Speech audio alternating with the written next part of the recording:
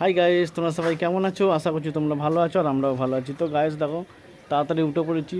হ্যাঁ, মেঘলার ওয়েদার, কিছু ভালোভাবে বুঝতেও পারছি না। হ্যাঁ, আর দেখো গাইস আমাকে কেমন লাগছে, মনে হচ্ছে তো ভালো লাগছে না, তবুও ঠিক আছে মোটামুটি। এখন আমি শর্ট ভিডিও করতে উঠে পড়েছি ছাদের মধ্যে। আজকে বাইরে কোথাও গেলাম না, তো শর্ট ভিডিও করছি। তো আজকে সারাদিনে যা যা করবো পুরোটাই তোমাদের সাথে শেয়ার করব। ভিডিওটা দেখতে থাকো, আশা করছি তোমাদের ভালো লাগবে। আর আজকে রোদের তাপটাও নেই, দেখো গাইস আজকে পুরো মেঘলা ওয়েদার আর ঠান্ডা ঠান্ডা আছে, একটু রোদের তাপ নেই দেখো। তাই আমি ছাদের মধ্যে ভালোও লাগছে, আজকে ঠান্ডা ঠান্ডা হাওয়াও চালাচ্ছে।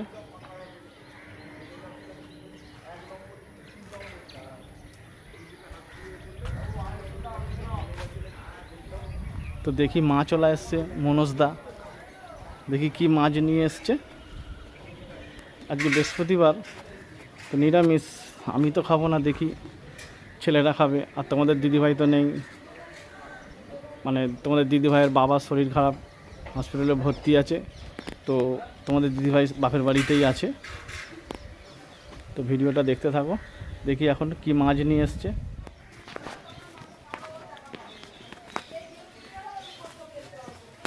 দেখো গাইস, এসে গেছি মনোজদার কাছে, দেখি কি মাছ নিয়ে এসছে। নিয়ে চলে মাছ নাকি ভালো লাগবে?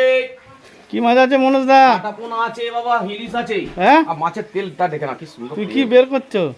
তেলের পিপিটা ফেলে দিই। কারখানা বন্ধ, 4 দিন পর ঢালাই হবে।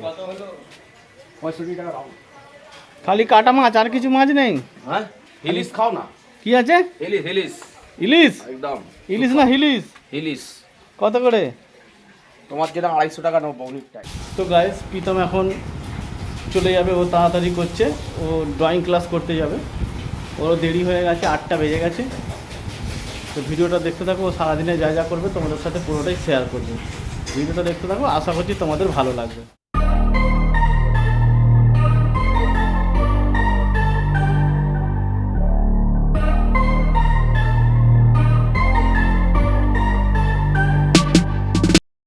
তারপরে তোমাদের দাদা ভাই ছেলের হাত দিয়ে ফোনটা আমার কাছে পাঠিয়ে দিল বাপের বাড়িতে। আর আমি দেখো আনাজ কাটতে বসে গেছি। এইদিকে আমার বড় ম্যাডাম ঘুমাচ্ছে, কখন থেকে ডাকছি, ওঠার নাম নেই। চলো তোমরা দেখতে থাকো। তারপরে তো এত বেলা ঘুম থেকে উঠলো, টিফিন ফিফিন খেয়ে এবার যে কলে জল এসছে, দু বোনের স্নান করার জন্য মারপিট শুরু হয়ে গেছে। আমি ননিকে বললাম ওদের দুজনকে স্নান করিয়ে দে, বড় ছেলেকে কিট্টুকে তো স্নান করিয়ে দিয়েছে, এবার ওকে স্নান করাতে যাচ্ছে, ও এরকম মারপিট করছে। দেখো তোমরা এদের দু বোনের ঝগড়া কীরকম তারা রাগটা ধরে যায়, দেখো তোমরা।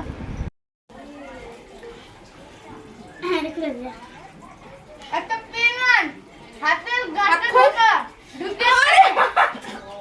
আরে হাতটা খোল, ওই খুলবি, হাতটা খোল, খুলবি, হাতটা খোল, তোর হাতে লাগবে।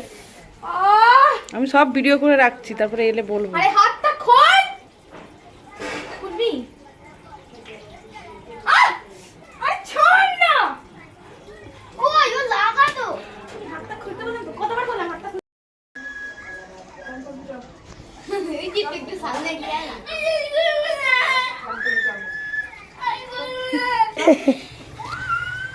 মেরে দিয়ে পেটে মেরেছে লাঠি, ওকে জল না পেটে মেরেছে। তারপরে দেখতে পাচ্ছ হঠাৎ কোথা থেকে এত বৃষ্টি চলে এলো, তার মধ্যে হচ্ছে শিলা বৃষ্টি, শিল পড়ছে। একে তো ওই দিকে দেখতেই পেলে দুই বোনের ঝগড়া করতে করতে এমন ছোট বোন, মানে আমাদের ছোট ম্যাডাম এমন বড় ম্যাডামকে পেটে লাথি মারলো। তো ও পেট নিয়ে বসে পড়ছে, পেটে যন্ত্রণা হচ্ছে, আবার তার উপরে এইদিকে বৃষ্টি চলে এসছে, এখনও মা হসপিটাল থেকে আসেনি। তাহলে আমি কত নাজেহাল হয়ে যাচ্ছি বলো তোমরা। তাহলে আর কিছু বলার নেই, এবার চলো স্নান ফান করে নিই, স্নান ফান করে আবার এক্ষুনি এসে সব খাওয়া দাওয়া শুরু করতে হবে, নাহলে দেরি হয়ে যাবে, আবার বাবাকে দেখতে যাবো। চলো তোমরা দেখতে থাকো। ধর, এটা খেতে নেই। তাইতে দেখো, নাই দেখতে পাচ্ছেন। তো গাইস দেখতে পাচ্ছ আমি খাবার বাড়তে বসে গেছি। তো আচ্ছা, আমারও শরীরটা ভালো লাগছে না, পেটে একটু যন্ত্রণা করছে।